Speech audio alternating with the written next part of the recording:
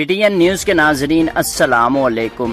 Nitin Yahoo کا 12 سالہ اقتدار ایک ووٹ سے ختم، نفتالی بینٹ نئے اسرائیلی وزیر اعظم منتخب۔ کٹر یہودی نفتالی بینٹ کا مسلمانوں کے خلاف اعلان جنگ۔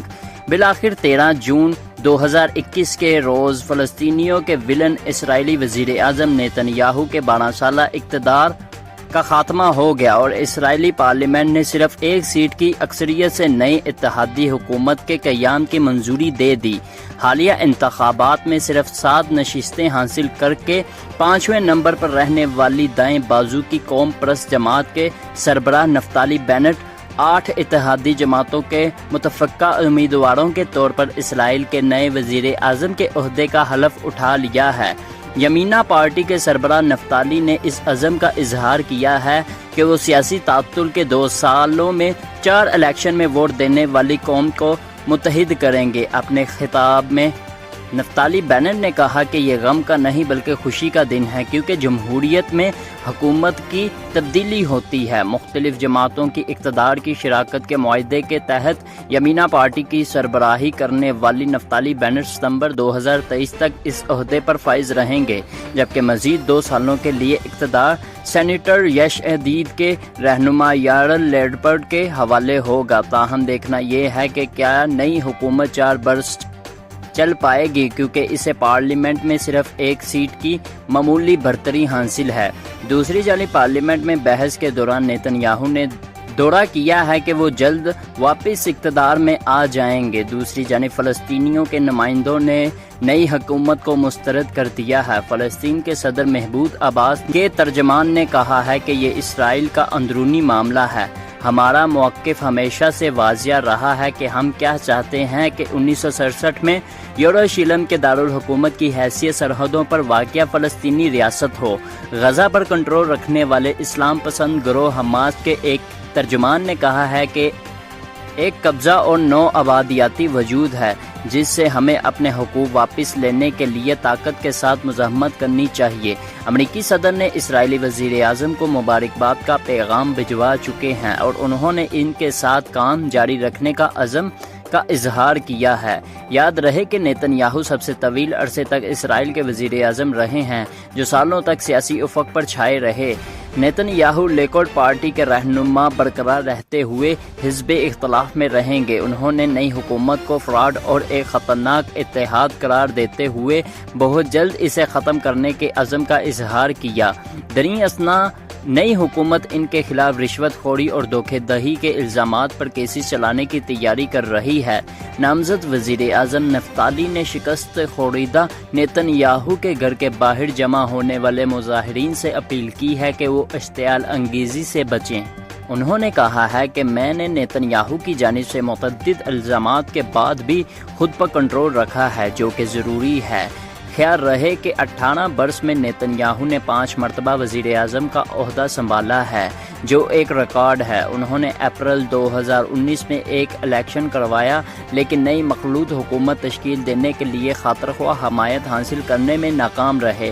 اس کے بعد 2 اور الیکشنز ہوئے جو نتیجہ خیز ثابت نہیں ہوئے۔ تیسرا انتخاب نیشنل یونٹی کی حکومت کے حق میں آیا تو نیتن یاہو نے اس وقت کے حزب اختلاف کے رہنما بینی گائیڈرز کے ساتھ اقتدار بانٹنے پر اتفاق کیا تھا، لیکن یہ معاملہ ستمبر 2020 میں ختم ہو گیا، جس کے نتیجے میں چوتھے انتخابات کا سلسلہ شروع ہوا۔ اگرچہ لیکود پارٹی 120 نشستوں والی پارلیمنٹ میں سب سے بڑی پارٹی بن کر ابھری ہے، لیکن نیتن یاہو دوبارہ حکومت کے لیے اتحاد بنانے میں ناکام رہے اور یہ کام لیپرڈ کے حوالے کیا گیا، جن کی پارٹی دوسری بڑی جماعت بن کر ابھری ہے۔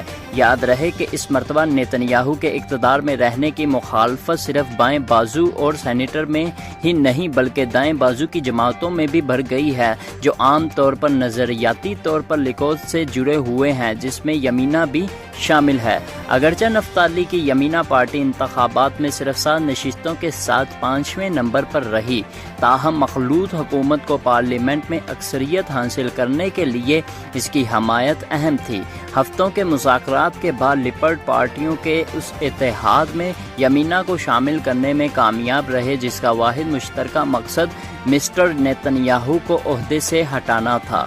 عددی اکثریت کے لیے درکار 61 नशिस्तों के साथ 8 ग्रुपों से वाबस्ता मुआहदे पर 2 जून को डेड लाइन ख़त्म होने से महज आधा घंटा कबल दस्तखत किए गए थे, जिसने नेतन्याहू की किस्मत पर मौसर तरीके से मोहर लगा दी।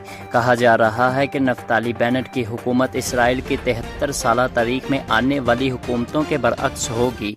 इस इत्तेहाद में ऐसी जमातें हैं जिनमें वसी नज़रियाती इख्तलाफात हैं और मुमकिना तौर पर सबसे नुमायां तौर पर पहली आज़ाद अरब पार्टी भी शामिल है, जो मुमकिना हुक्मरान इत्तेहाद राम का हिस्सा बन सकती है। इसमें 8 ख़वातीन वज़राए की रिकॉर्ड तादाद भी मुतवक्के है। राम और बाएं बाजू की गैर अरब इसराइली जमातों को शामिल करने का मतलब ये है कि फ़लस्तीनियों के बारे में इसराइली पॉलिसियों जैसे मामलात पर तनाज़ा पैदा हो सकता है। मिसाल के तौर पर यमीना पार्टी और एक और दाएं बाजू पार्टी की जमात न्यू होप इसराइली मकबूजा इलाके गरब अर्दन में इसराइली बस्तियां बसाने के हक में हैं। इसके अलावा समाजी पॉलिसियों पर भी मुश्किलात पैदा हो सकती हैं। कुछ जमातें हम जिन्स परस्तों के हकूक़ का आगे बढ़ाना चाहती हैं, जैसा कि जिनसी शादियों को तस्लीम करना। इस्लामी जमात राम इसके खिलाफ है। इसके अलावा कुछ जमातें मजहबी पाबंदियों में नरमी लाना चाहती हैं।